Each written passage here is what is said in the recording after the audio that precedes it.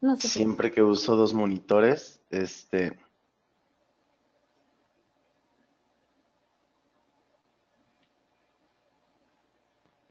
ahí está.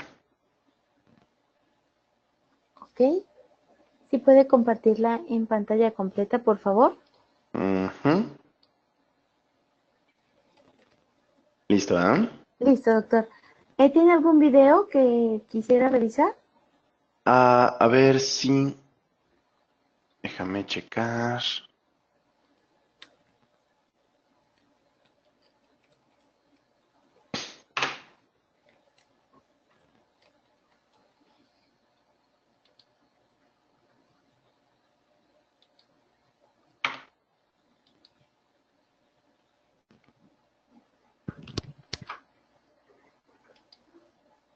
Porque bueno, no es meramente video, son esos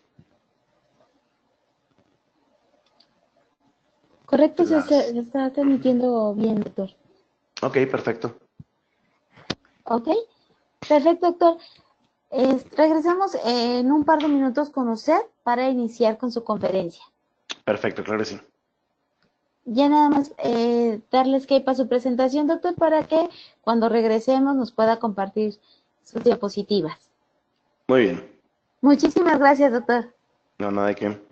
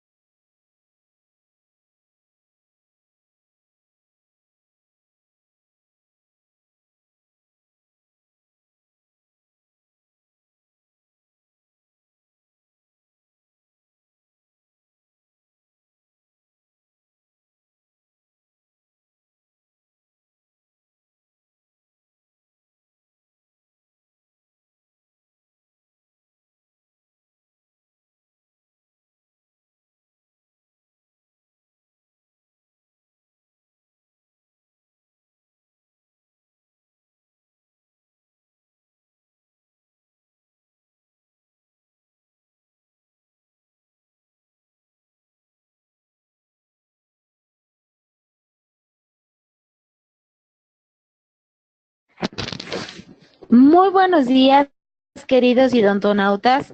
Les saluda su amiga Diana Montoya desde el aula virtual de inteligencia dental. El día de hoy con una interesante conferencia patrocinada por nuestros queridos amigos de COA Internacional. Es un gusto para mí presentarles a Fernando Flores, representante de Septodont. Muy buenos días, Fernando, bienvenido.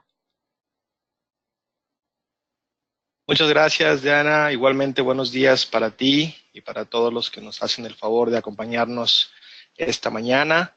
Bienvenidos sean todos los odontonautas y septodontistas que nos acompañan el día de hoy, tanto por la plataforma de inteligencia dental como por las redes sociales de Facebook y YouTube. El webinar que les presentaremos en unos momentos más es patrocinado por nuestros queridos amigos de COA Internacional y de Septodont. Es para mí un gusto presentarles al doctor César Paul Gómez Franco, quien en unos minutos más nos estará impartiendo el tema La intimidad del dolor y el paciente, reto del dentista. El currículum del doctor Paul Franco es amplio, sin embargo, voy a permitirme leer los puntos más relevantes, entre los que destacan los siguientes. Es técnico en prótesis dental por la Universidad de Guadalajara. Asimismo es cirujano dentista por la misma universidad y tiene una especialidad en periodoncia también por la Universidad de Guadalajara. Es fellow en la Universidad Texas A&M, Baylor College of Dentistry. Asimismo ha sido autor de artículos publicados a nivel nacional, especialmente en la Revista Mexicana de Periodontología.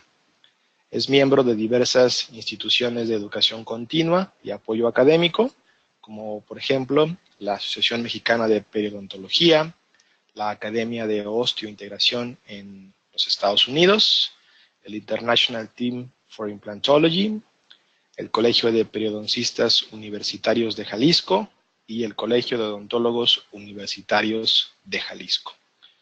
Igualmente es conferencista a nivel tanto nacional como internacional y funge también como especialista clínico en COA Internacional.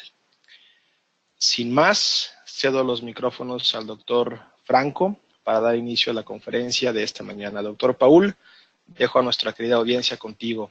Bienvenido. Muchísimas gracias, Fer, y muchísimas gracias a Inteligencia Dental, a COA Internacional, que hace posible que esto suceda. Y pues sí, como bien lo mencionaste, es un tema bastante interesante, es un tema muy, muy bueno porque toma una perspectiva que muchas veces nosotros como dentistas la damos por hecho. Damos por hecho que esto no sucede o incluso creemos que se vuelve algo cultural, que ya tiene que suceder porque sí. Y es esto, ¿no? Lo que tiene intimidad entre el paciente y el dentista, entre el paciente y lo que él espera, y entre el paciente y el tratamiento, que es justamente el dolor. Es por eso que a todos los que están presentes en este webinar, vamos a estar hablando del dolor, pero vamos a estar hablando del dolor desde esta perspectiva del paciente, desde cómo nosotros tener la seguridad y tener la confianza de que nuestro paciente va a poder tener un excelente manejo del dolor y que nosotros, como prestadores de ese servicio, como profesionales de la salud, vamos también a tener la confianza y vamos a tener la seguridad de que los recursos que están a nuestro alcance para lograr un excelente manejo del dolor van a funcionar. Y también ser predecibles. Creo que es una palabra que nosotros debemos estar incluyendo mucho en nuestro lenguaje odontológico, que es la predictibilidad. Poder ser lo más predecibles posible sobre absolutamente todo lo que hagamos. Y pues bien, vamos comenzando este tema y quiero comenzar el tema con esta definición, con la definición de ansiedad. Esto es a lo que me refiero cuando hablo de que a los pacientes debemos de prestarles mayor atención. Al paciente tenemos que decirle, tenemos que hablarle, al paciente tenemos que informarlo, pero también hay ciertas maneras de informarlos y eso lo vamos a ver en un momento porque también hay publicaciones que hablan de ello. ¿Qué tanto decirle a un paciente y qué tanta información es buena para justamente superar la ansiedad? La ansiedad es algo que ataca absolutamente todas las personas. Creo que nadie nos libramos de esto, pero específicamente un paciente dental llega a sufrir grados de ansiedad bastante elevados, grados de ansiedad que sí superan incluso el raciocinio del paciente, que lo vuelven inestable, que lo vuelven alguien que deja consultas, que lo vuelven alguien que interrumpe consultas o que simplemente está cuestionando al dentista. Pero el paciente no lo está haciendo por maldad, lo está haciendo gracias a que este estado en el que se encuentra lo acorrala. Si vemos la definición, la ansiedad es un estado de agitación, una inquietud, una angustia. Y ojo, vean esto, angustia que suele acompañar a muchas enfermedades, en particular a ciertas neurosis, pero hay estudios que incluso detectan que los pacientes con periodontitis crónica de grados moderado o avanzado, pues sufren grados de ansiedad porque se sienten enfermos. Y entonces tratan de acudir al consultorio dental, que de por sí ya es un territorio amenazante para el paciente, y entonces aumenta sus niveles de ansiedad. Y esto lo tenemos que manejar perfectamente. Y la ansiedad es algo que está documentado, es algo que lo sabemos desde hace mucho. Esta revisión a mí me parece muy importante, una revisión publicada en el 2015 que hace una historia justamente de la ansiedad. Platica de cómo la ansiedad ha sido manejada por las personas, cómo la ansiedad ha sido manejada por los profesionales y cómo se ha ido cambiando esta perspectiva de la ansiedad. Cosas que sabemos y gracias a este artículo lo reforzamos. La ansiedad pues ha acompañado a la humanidad por siempre. Desde que la humanidad existe, tenemos niveles de ansiedad. Ha sido descrita de varias maneras. La ansiedad ha sido descrita como una enfermedad psicótica, ha sido descrita como una condición de las personas e incluso ha sido descrita como una característica de las personas. Ah, esta persona es un poco ansiosa. Entonces, el mismo término puede jugar en las personas de distinta manera. Esto vuelve importante a que conozcamos mucho al paciente. La ansiedad no va a respetar edad, no va a respetar género, ni va a respetar época. Muy importante conocer eso. Y es muy difícil de manejar cuando no lo conocemos o cuando lo ignoramos. Cuando vemos que un paciente simplemente le decimos, es que estás nervioso. Yo lo cambiaría por, estás ansioso. Estás en un proceso de ansiedad que debemos de manejar. Y desde luego que tenemos herramientas extraordinarias para manejar los procesos de ansiedad en los pacientes y eso es a lo que nos vamos a enfocar hoy. ¿Por qué? Porque quiero que vean también otro estudio en el cual es un estudio súper sencillo, ¿eh? Déjenme les digo, es un estudio muy simple que lo único que hicieron fue una entrevista, entrevistaron a pacientes saliendo de consultorios dentales y la única pregunta que les hicieron es, por favor, dime, ¿qué es lo que tú consideras como ideal o como clave para poder decir que tu doctor es bueno, que tu dentista es bueno?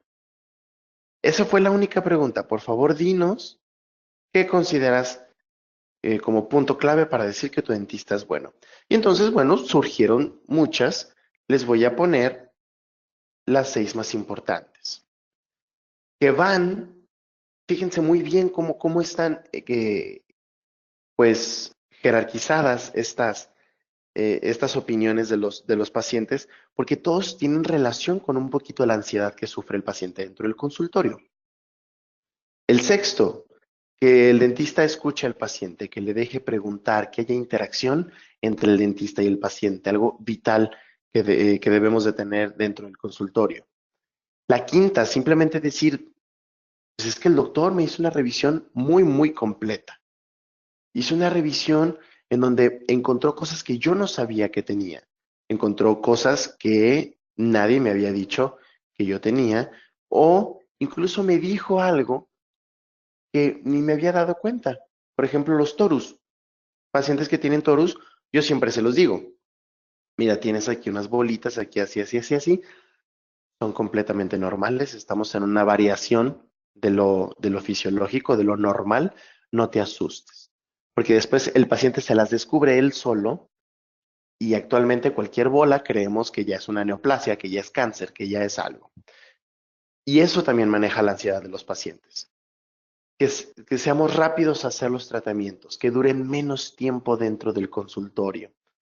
También manejar ansiedad. No quieren estar mucho tiempo dentro del consultorio.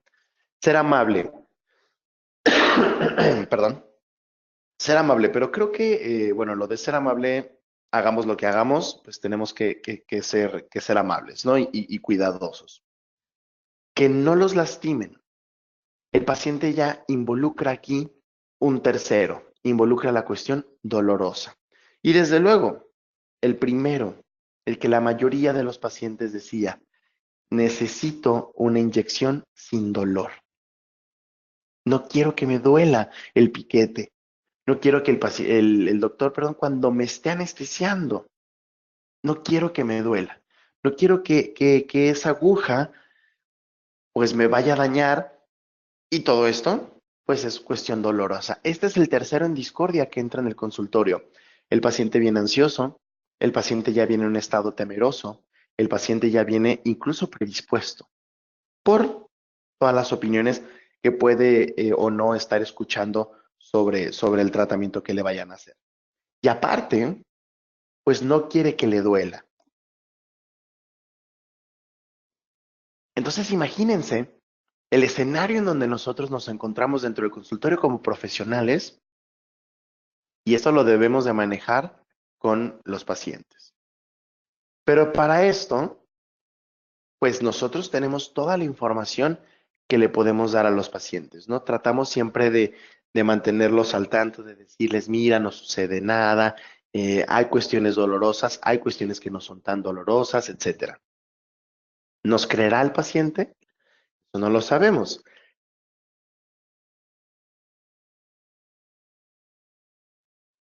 Hay estudios que puedan determinar si eso funciona. Sí, sí los hay. Justamente este estudio se lo hicieron a pacientes en donde les mostraban videos de extracciones de tercer molar. Videos de extracciones de tercer molar en donde pues el paciente estaba completamente informado de cómo era la cirugía. Y ellos sacaron una conclusión muy interesante. Ellos decían, sí, efectivamente, el mostrarle videos de los procedimientos quirúrgicos, de mostrarle imágenes o videos de lo que vamos a hacer, tranquiliza un poco al paciente, sí maneja un poco la ansiedad. Sin embargo, algo muy importante que este artículo nos dice es que siempre debe estar acompañado de la información del profesional. No solamente mostrar un video y decir, ah, mira, es que esto es lo que se hace y listo. No, debemos nosotros de dar la información porque hay que personalizarla. Sabemos que no todos los casos son iguales y entonces el paciente cree que lo que vio en el video es exactamente lo que se le va a hacer, cuando muchas veces no es lo que se hace. Entonces, el manejo de la ansiedad tiene mucho que ver desde el inicio de la consulta, desde el inicio, porque no lo vamos a hacer cuando ya estamos a la mitad del tratamiento. Lo tenemos que hacer desde antes de la consulta. Entonces, podemos estar mostrando la información, podemos estarle diciendo qué es lo que nosotros utilizamos, podemos tener entornos bastante tranquilos en el consultorio, pero tenemos una de las mejores herramientas que pues dejamos un poco desapercibidas y esa es la anestesia.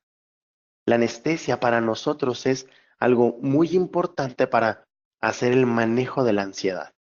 Pudiera parecer algo loco, pudiera parecer algo extraño, pero créanme que la anestesia como herramienta para manejar la ansiedad de los pacientes es extraordinario. ¿Por qué? Porque lo que hacemos es darle tranquilidad al paciente. De la siguiente manera, nosotros tratamos de hacer un bloqueo en lo que es el impulso nervioso, ¿no? Sabemos que estos estímulos viajan a través de las neuronas, perdón, viajan a través de las neuronas y lo que hacen es comenzar a pasar un estímulo que va a llegar al sistema nervioso central. Y sistema nervioso central va a dar ciertas reacciones.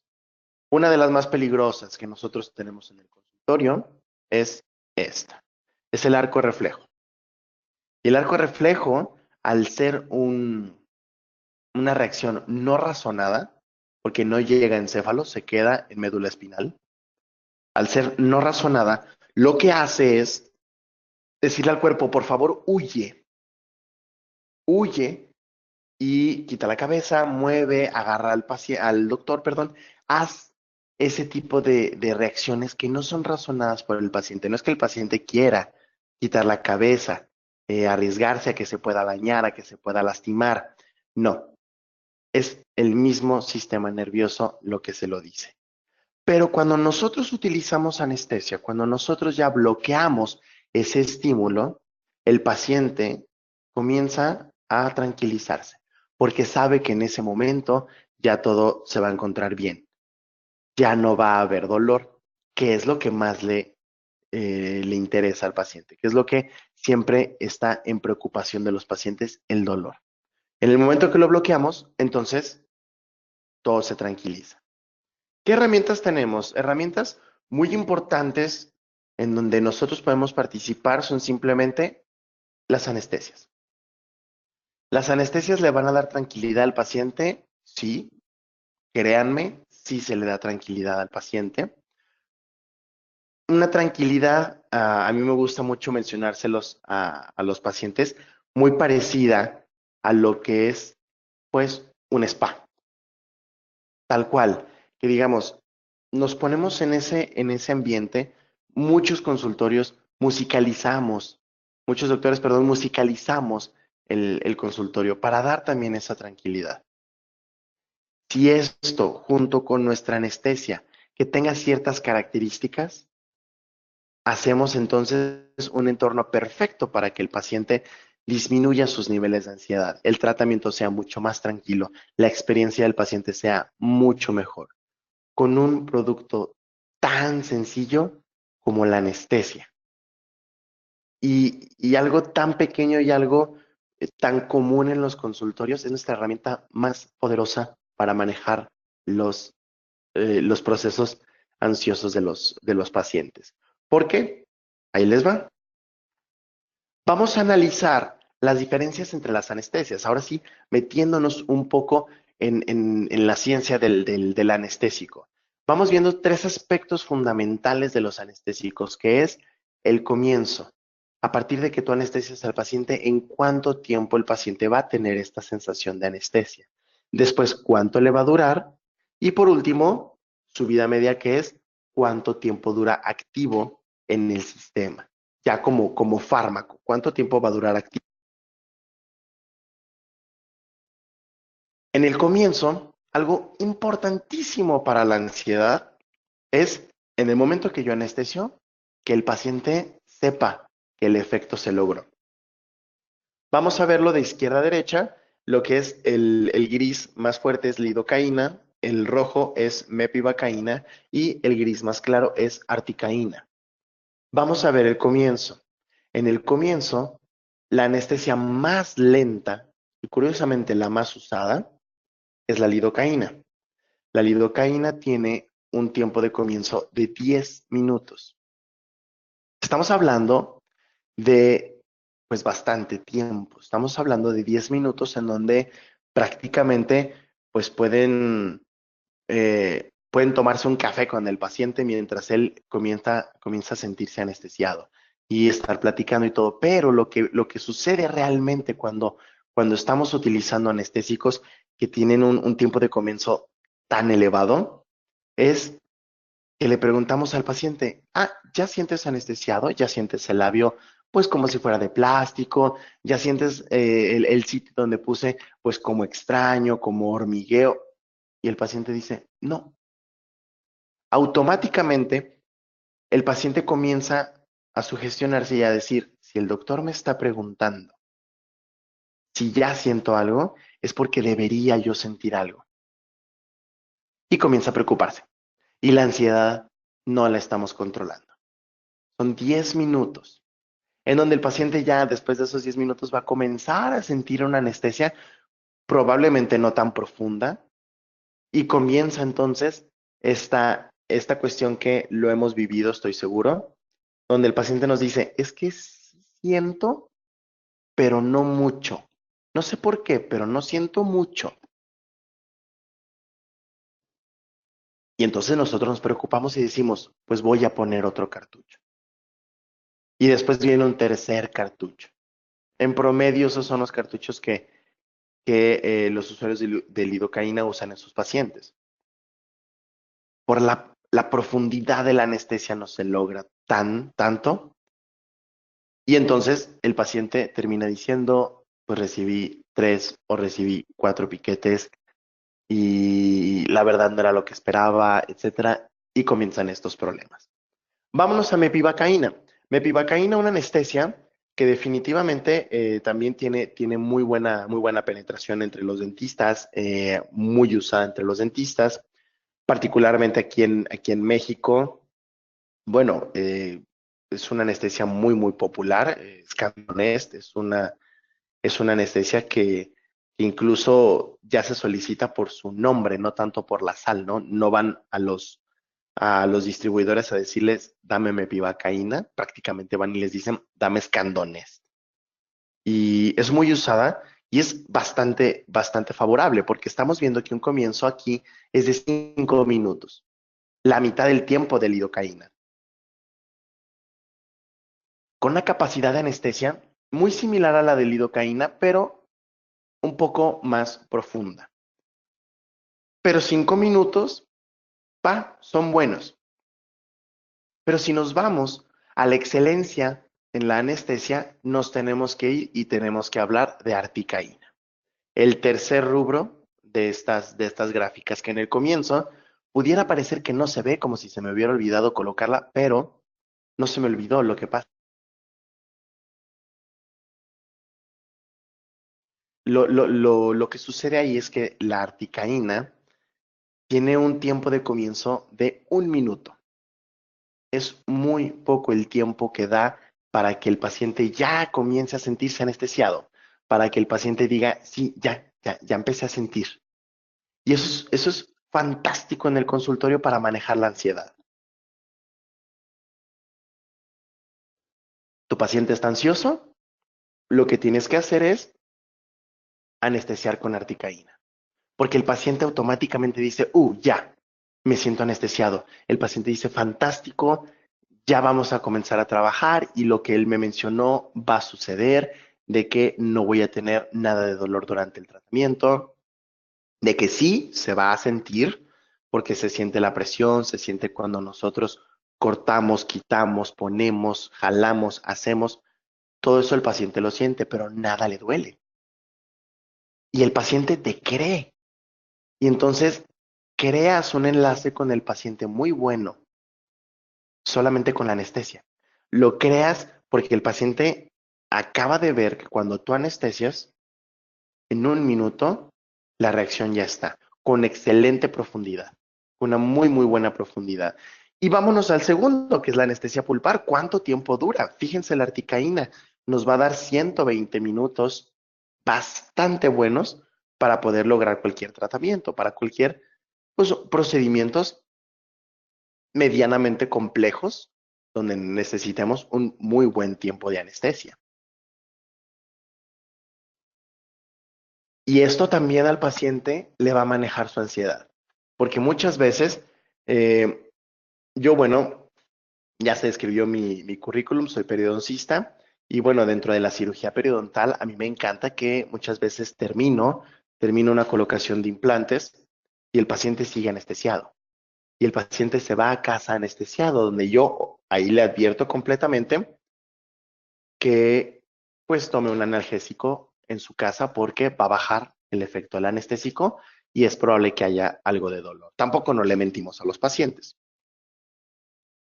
Pero que me dé tiempo de que toda la parte de la consulta, todas las indicaciones, el paciente siga anestesiado, es fantástico. Es una experiencia que personalmente la he vivido, es una experiencia que recomiendo mucho a todos los colegas odontólogos que nos están escuchando. De verdad, utilizar articaína para poder tener este tipo de resultados y para poder controlar a los pacientes y que no salgan ansiosos. Muchas veces terminamos el tratamiento, estamos dando indicaciones y el paciente dice, ya me está doliendo. Y ahí empieza la preocupación del paciente de sí, todo muy padre durante el tratamiento, pero ahorita ya me está doliendo. Y vámonos lo último, vida media. La vida media es simplemente cuánto tiempo necesita un fármaco, en este caso, cuánto tiempo necesita el anestésico para comenzarse a depurar en un 50%. Articaína necesita media hora.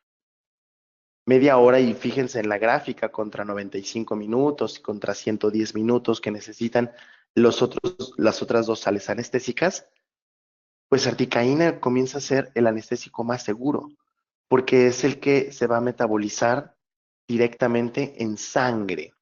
Se va a metabolizar en sangre. Y otra cosa también del por qué tenemos esta velocidad en la articaína, por qué comienza tan rápido la articaína, ¿qué tiene de especial? No es tan complicado, es simplemente en dónde se encuentra dentro de la tabla del pH. Nos vamos a dar cuenta que el anestésico, entre más ácido sea, más lento va a ser. Todos son ácidos, mucho ojo aquí, todos los anestésicos son ácidos, simplemente entre menos ácido sea, este va a ser más rápido, porque necesitamos que el anestésico se neutralice dentro del cuerpo, que llegue al pH de 7 para que pueda comenzar su función. Y como vemos ahí, articaína está más cerca de ese 7, comparado contra lidocaína, que es la más lenta, o contra mepivacaína, que se queda en segundo lugar. Por eso es la más rápida, porque tiene un pH muy, muy controlado. Estamos entre el 4 y el 4.5. Es un pH muy controlado dentro de su fabricación, por lo tanto, llega perfectamente al 7. Medicaín, siendo el anestésico que es articaína, Medicaín tiene una fabricación estrictamente controlada y por lo tanto se puede garantizar la efectividad, se puede garantizar la rapidez y se puede garantizar la seguridad y la profundidad de esta anestesia. Y bueno, si conocemos un poco sobre la articaína, nos vamos a sorprender porque su fabricación fue exclusivamente para el odontólogo. Fue exclusiva para el odontólogo. Nace esta anestesia y esta anestesia no pasa por el uso médico y después adaptarse al uso odontológico. Esta nació directamente para los dentistas, para nosotros los odontólogos. Y lo que hicieron ellos fue tomar lo mejor de los dos mundos que acabamos de ver ahí, el mundo éster y el mundo amida. Tomar lo mejor y crear una molécula que su centro va a ser amida, que es una molécula amida completamente, pero va a tener un radical éster.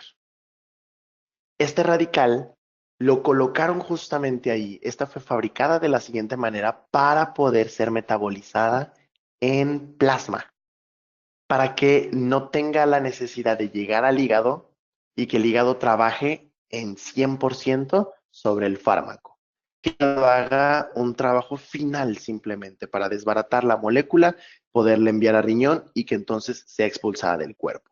Pero el plasma se encarga de inactivar casi en su totalidad la anestesia por ese radical éster. Y el centro es amida porque desde luego la molécula completa es una molécula amida. Por eso la articaína la tenemos catalogada en las moléculas amida. Y vamos a ver cómo funciona.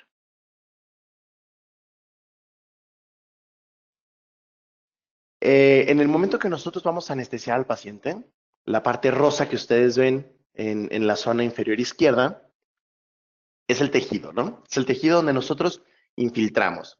Entonces, nosotros infiltramos el anestésico y siempre va a ser en el modo inactivado. El anestésico entra como un fármaco inactivo.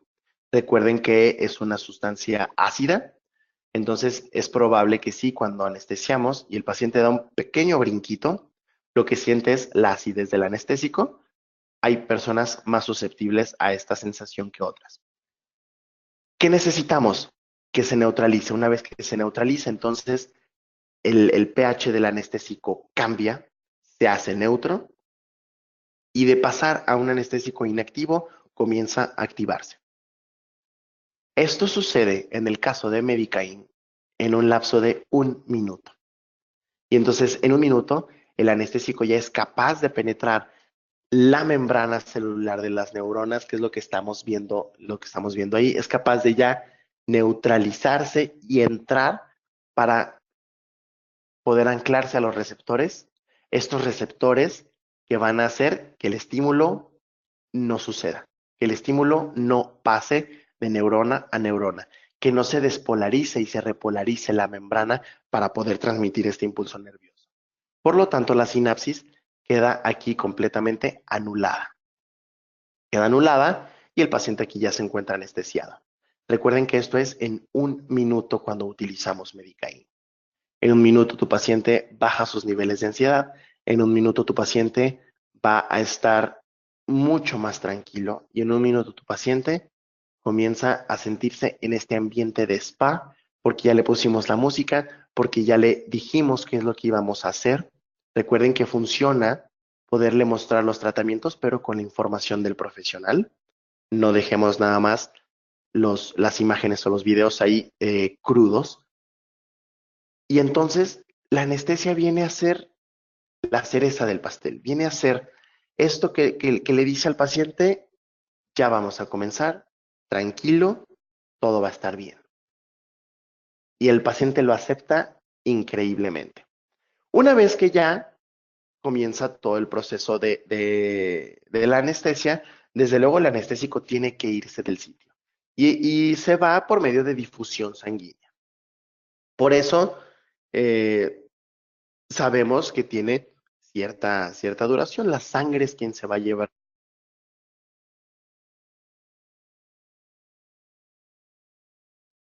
Ah, perdón por las pausas, pero sí tengo un poco de tos, entonces hago esas pequeñas pausas cuando me agarran los ataques de tos. Pero la sangre se lleva este anestésico y aquí es donde comienza a metabolizarse, aquí es donde comienza a inactivarse Medicaid, porque Medicaid ya cuando entra a plasma va a haber aquí un elemento que es la esterasa o la colinesterasa que se va a encargar de agarrar y detectar ese radical éster que tenía la molécula y le va a decir, yo te conozco y te puedo inactivar.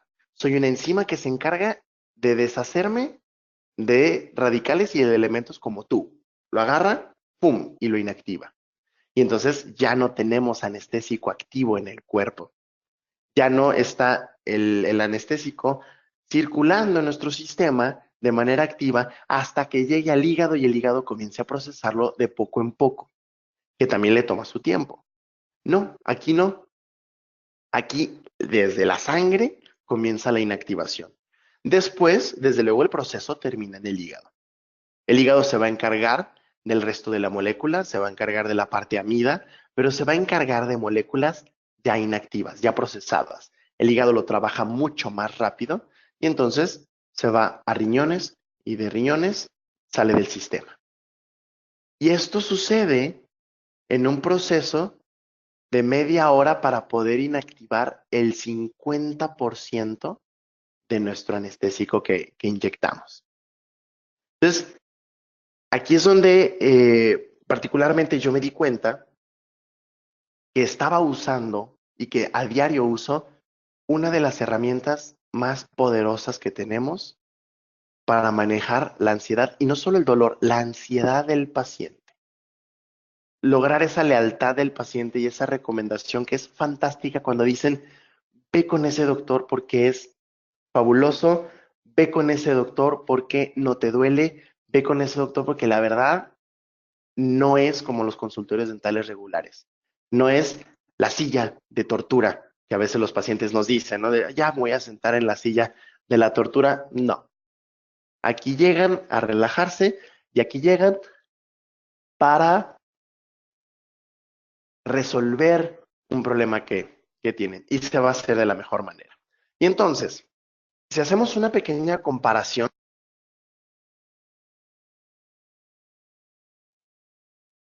desde luego lo tenemos que comparar con lidocaína. No por otra cosa, no por menospreciar la lidocaína, sino porque lo tenemos que comparar con la amida por excelencia.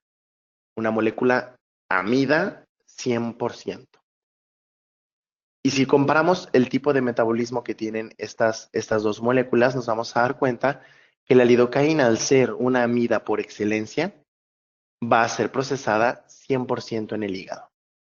Va a tener un procesamiento que el hígado se va a encargar completamente de eso. Lo cual, yo les dije, toma tiempo. Toma tiempo. Aproximadamente 95 minutos para procesar apenas el 50% de lo que está activo.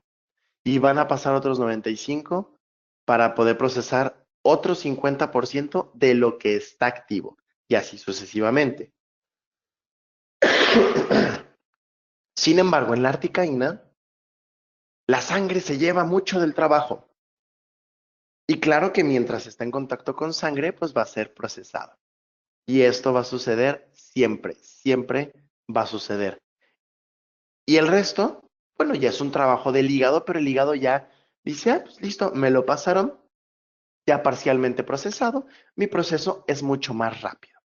Esto le toma media hora para el 50% de lo que se encuentra activo, otra media hora y otro 50% de lo que se encuentra activo en el cuerpo.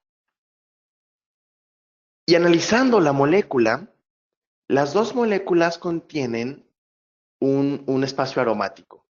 Las dos tienen un anillo aromático, pero esto también tiene su porqué. Esto es para poder ser liposoluble, para poder traspasar la membrana celular. Recuerden esta bicapa fosfolipídica que es muy celosa, que no deja pasar cualquier cosa, tiene que ser compatible. Entre más compatible seas, entre el coeficiente de liposolubilidad sea más alto, pues va a ser mucho más fácil y en mayor cantidad lo que se va a poder ingresar al sistema y que sea efectivo para la anestesia.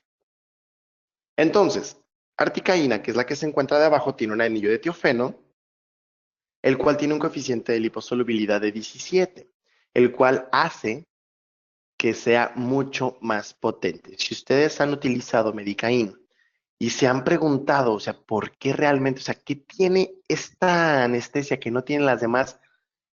Y yo veo que el paciente me dice, ¿esta sí me anestesió con ganas?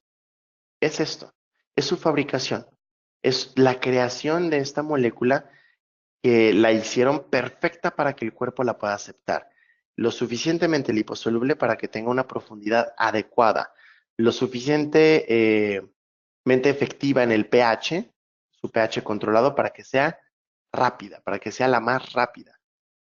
Y esta estructura amino-éster para que sea la anestesia más segura, porque se va a comenzar a procesar en sangre. Y entonces, conociendo Medicaín, seguramente ustedes han conocido esta anestesia, por lo menos su nombre en el mercado mexicano es Medicaín. Sí sé que tiene otros nombres en otros mercados,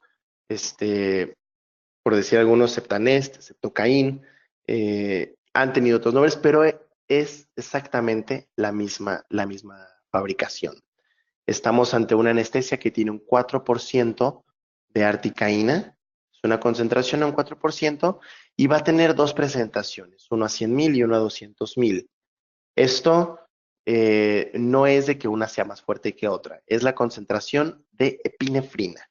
1 a 200,000 va a contener la mitad de epinefrina que la concentración normal, que es 1 a 100,000. Estamos hablando de 0.009 miligramos de epinefrina por cartucho en 1 a 200,000. Es la mitad.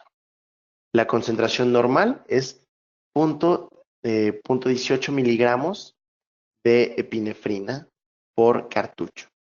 Entonces, estamos ante dos presentaciones justamente para cuidar a estos pacientes diabéticos controlados, desde luego, hipertensos controlados, todos nuestros pacientes sistémicos que se encuentran controlados, en donde queremos la rapidez, queremos la seguridad, queremos la profundidad de la anestesia, queremos todas estas ventajas que nos da Medicaín, manejar ansiedad, manejar estrés, tener una experiencia agradable dentro del consultorio durante el tratamiento y post-tratamiento, pero queremos cuidar a nuestro paciente de la epinefrina, se encuentra 1 a 200,000. Es justamente el diferencial que tiene esta sabemos, bueno, el comienzo, estamos hablando de 1 minuto. ¿Cuántos miligramos de articaína tiene por cartucho? 72 miligramos y una dosis máxima para los adultos de 7 miligramos sobre kilogramo. ¿Es efectiva? ¿Es buena? Sí, y la ciencia lo dice.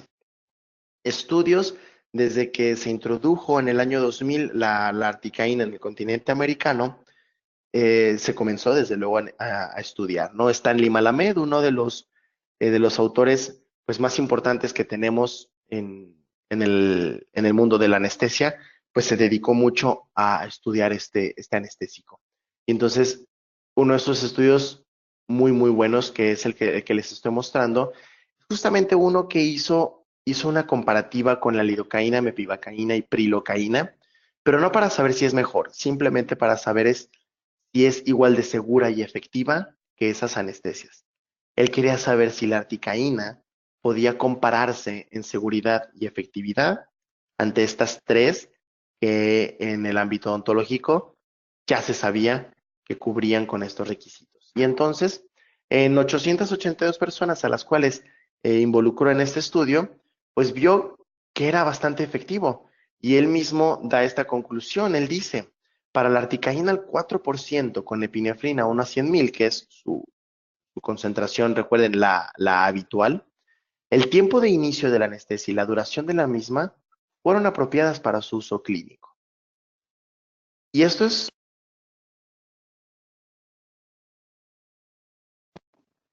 es algo muy importante porque pudiéramos tener el anestésico más rápido, que iniciara en 1 minuto o menos, pero si el tiempo de anestesia me dura 15 minutos, híjole, para el uso clínico no sería tan efectivo.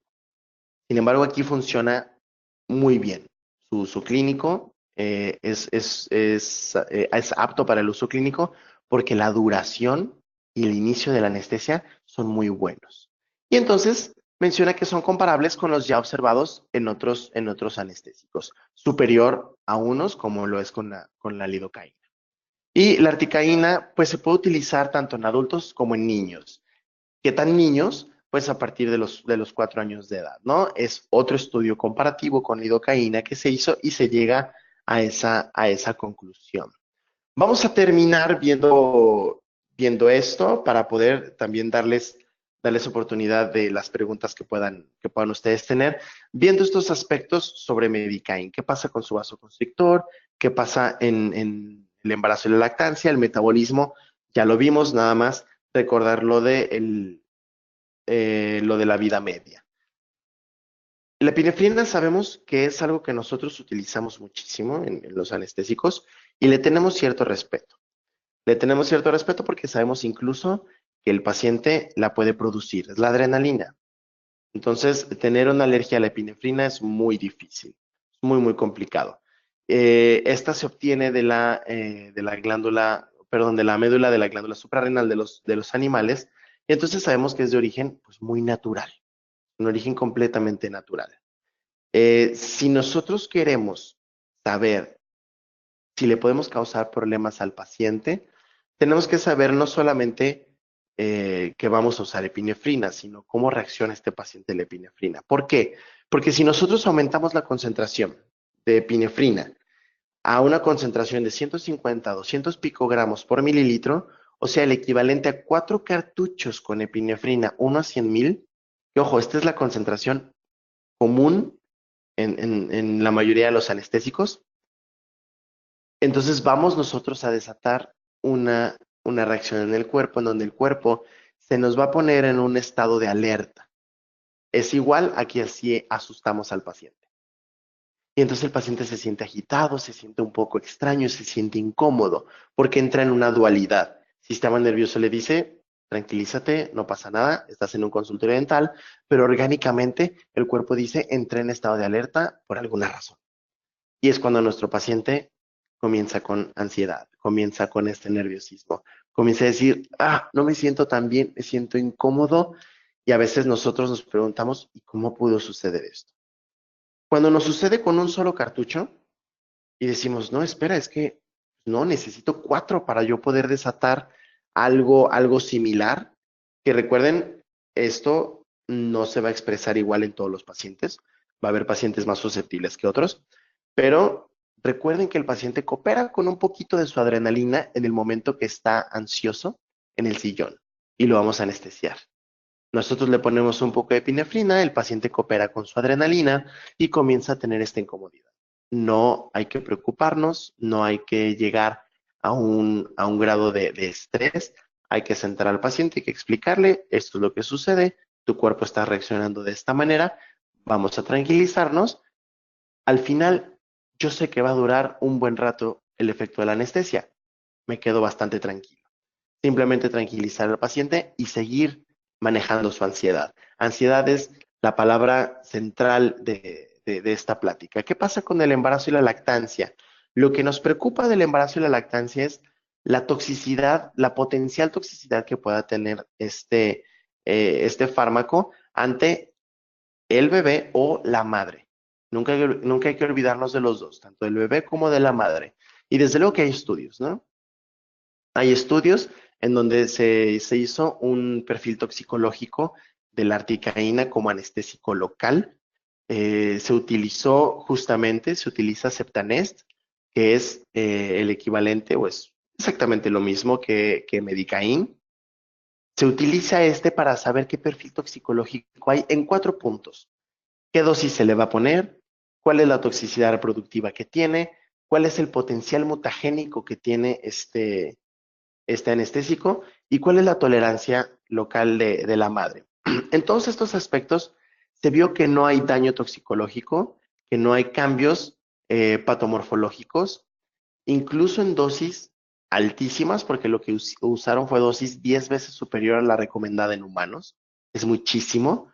Es nosotros ponerle 70 cartuchos de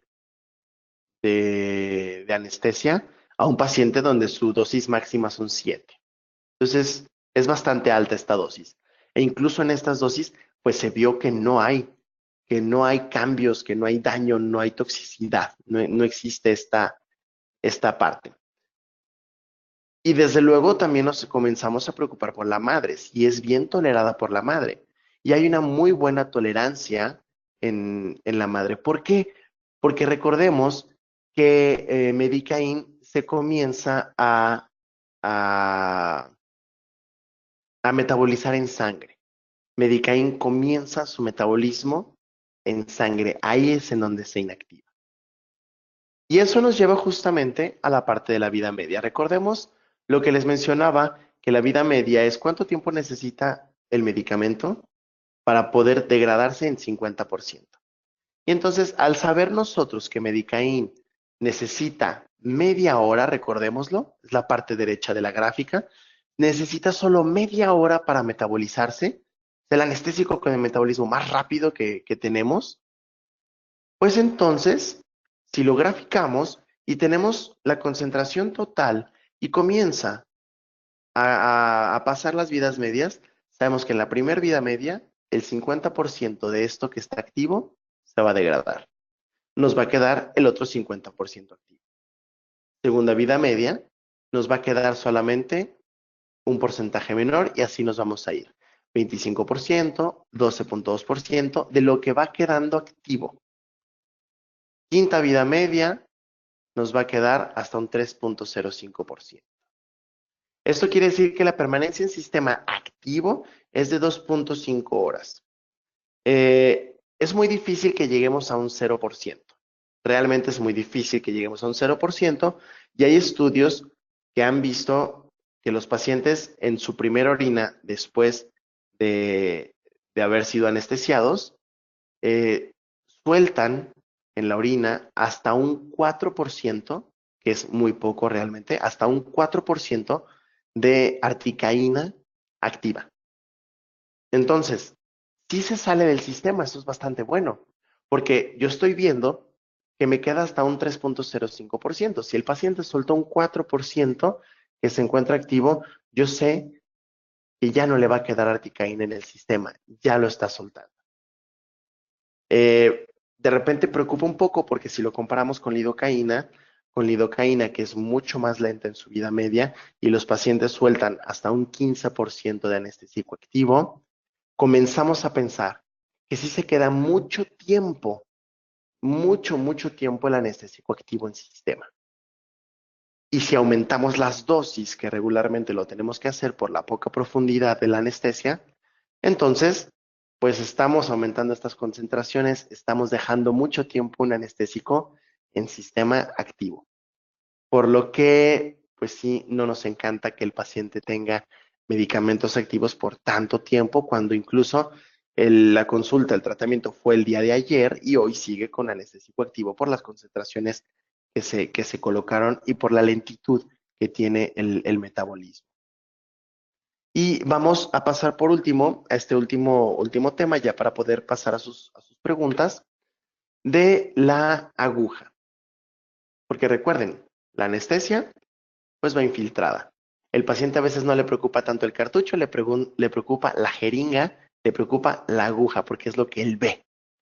Y él dice, ay, no, es que las agujas son muy grandes, son larguísimas, y no es lo que duele, el piquete, etcétera.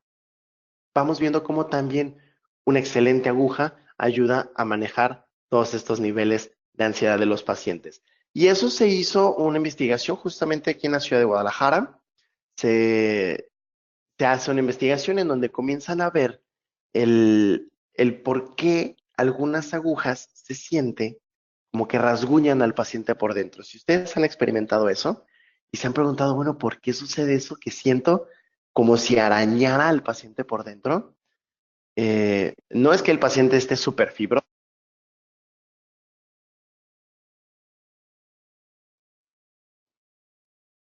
Perdón.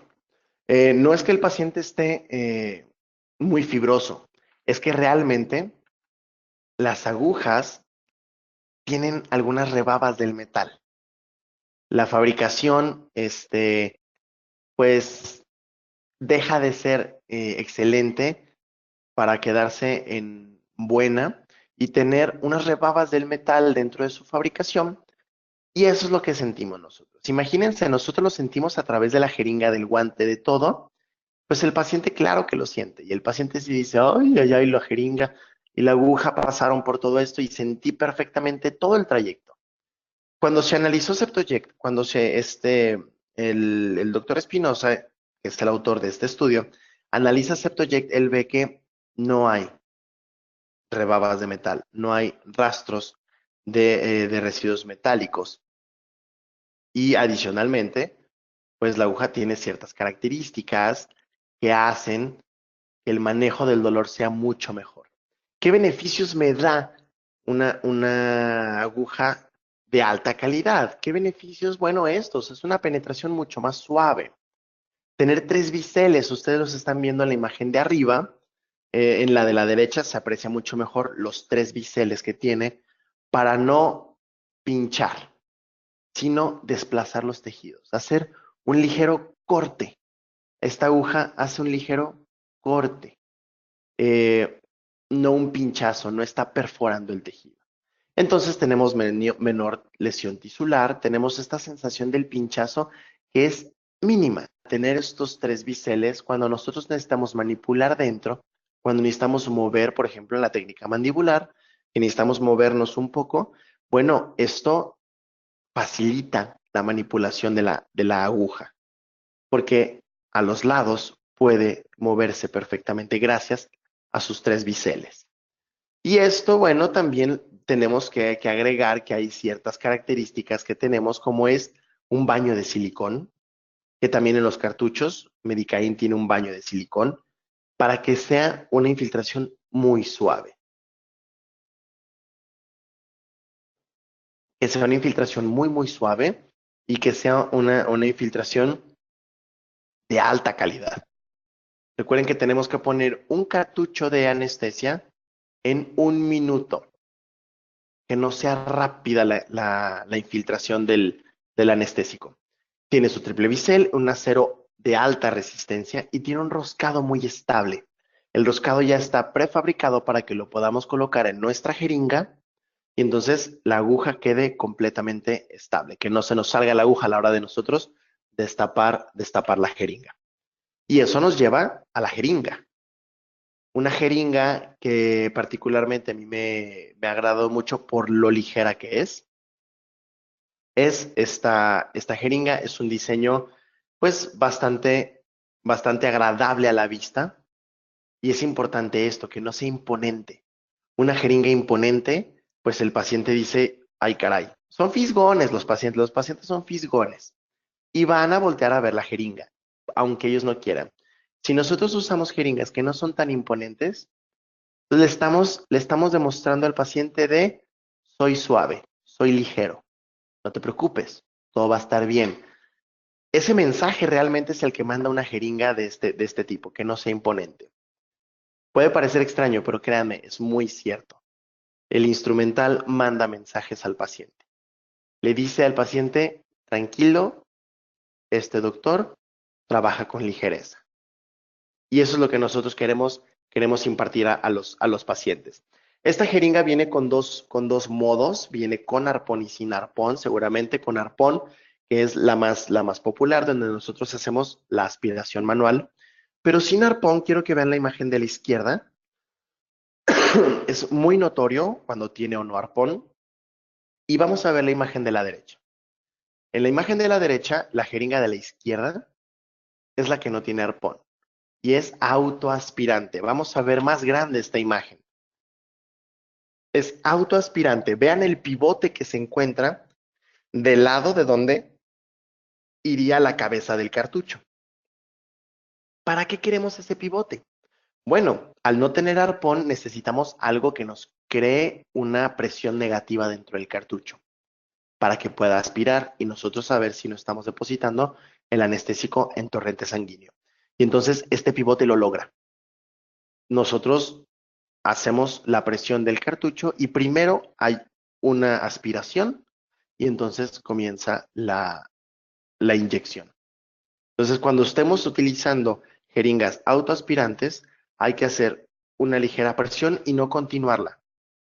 Ligera presión y soltar para que haga esa aspiración y nos aseguremos que no estemos en vaso sanguíneo. Y entonces continuamos con nuestra inyección. En la jeringa con arpón, bueno, la aspiración es completamente manual. Las dos tienen exactamente la misma calidad de fabricación. Acero, una sola pieza. Estas no se desarman. Y al ser más pequeñas, al ser más ligeras, se pueden manejar mucho mejor dentro del autoclave, en las bolsas medianas, que a veces tenemos que desarmar nuestra jeringa para poder esterilizar. Aquí no es necesario. Y otra cosa adicional, y este ya es para terminar, bueno, que esta jeringa viene en tamaños. Desde luego que la parte del cartucho es estandarizada para el cartucho de 1.8 mililitros, pero lo que es la parte del pulgar y la parte de donde sujetamos con los dedos índice y medio, donde sujetamos la jeringa, pues aquí sí cambia un poco. Estamos en jeringas chicas, jeringas medianas, jeringas grandes. Esto pues va porque pues, no todas las personas somos iguales y esto es como los zapatos. Nos vamos a comprar el que mejor nos quede. Ya nos gustó ese modelo, pues simplemente hay que buscar el que mejor nos quede y con el que mejor vamos a poder trabajar. Si manejamos todo esto, vamos a poder controlar a nuestros pacientes. Vamos a poder hacer un excelente manejo del dolor, manejo de la ansiedad, manejo de la perspectiva del paciente hacia nosotros con algo que hemos tenido toda la vida en el consultorio, que es la anestesia. Entonces, como conclusión, yo sí les dejo que la anestesia no la debemos de dejar de lado, no debemos de prestarle menos atención, debemos de estar muy al pendientes de la calidad del anestésico, de cómo el anestésico me ayuda a manejar a mis pacientes y cómo puedo utilizar el anestésico como una herramienta incluso para incrementar el negocio que es el consultorio, ¿no?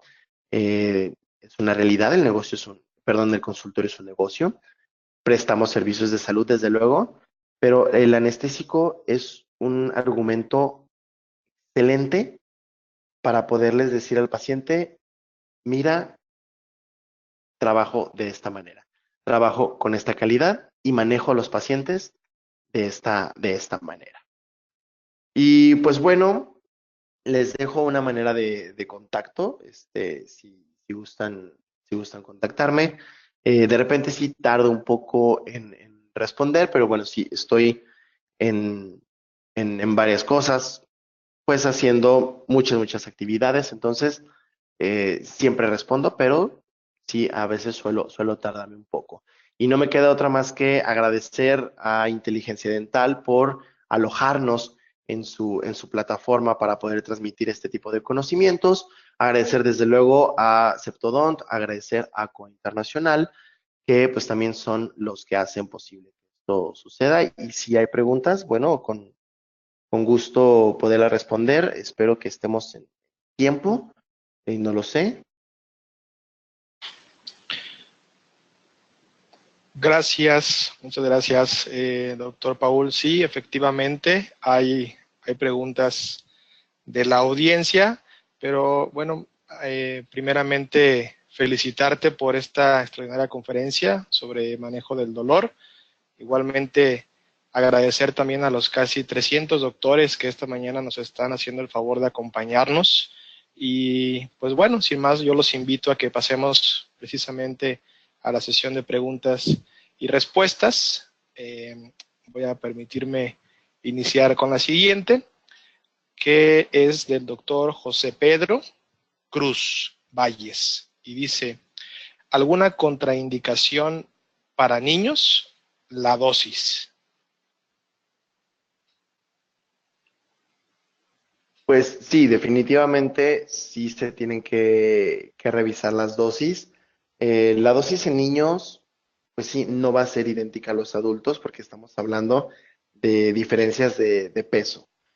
Afortunadamente, diferencias metabólicas son pocas, pero lo vemos que en menores de 4 años es una de sus contraindicaciones. O sea, eh, por lo que respecta a articaína, por lo que respecta a medicaín, no lo utilices en niños menores a 4 años. Esa es una de sus contraindicaciones. Y lo otro es vigila la dosis. Yo recomendaría reducir por mitad las dosis en niños. Eh, la profundidad y la potencia que tiene Medicaín para poder anestesiar es suficiente para que con un cuarto de cartucho o la mitad del cartucho nosotros tengamos un sitio bastante bien anestesiado del niño. Pero sí, vigilar esas dosis, vigilar muy bien el peso del niño y edad del niño. Gracias, doctor Paul. Pasamos ahora a otra pregunta por medio de Facebook. La doctora Liz hace el comentario, pero es más tóxica. Quiero pensar que se refiere precisamente a la articaína. Sí, articaína ha tenido lo que yo le llamo una pequeña satanización. Articaína sí ha sido considerada, por alguna razón, como algo tóxico, ¿no? Hay que saber que todos los fármacos son tóxicos. Hay que saber que todo lo que introducimos al cuerpo, pues va a tener toxicidad. Es por eso que de los fármacos se hacen perfiles toxicológicos, que es como los artículos que vimos. Un perfil toxicológico de esta anestesia. Eh, no consideraría yo más tóxica la articaína por el hecho de que la inactivación es en sangre, de que su inactivación es en sangre. Muchas veces, y desde que yo estudiaba, a mí me decían, es que la articaína es muy fuerte, es que es un anestésico muy fuerte y no se utiliza porque es muy fuerte. Entonces, eso de muy fuerte a mí se me quedó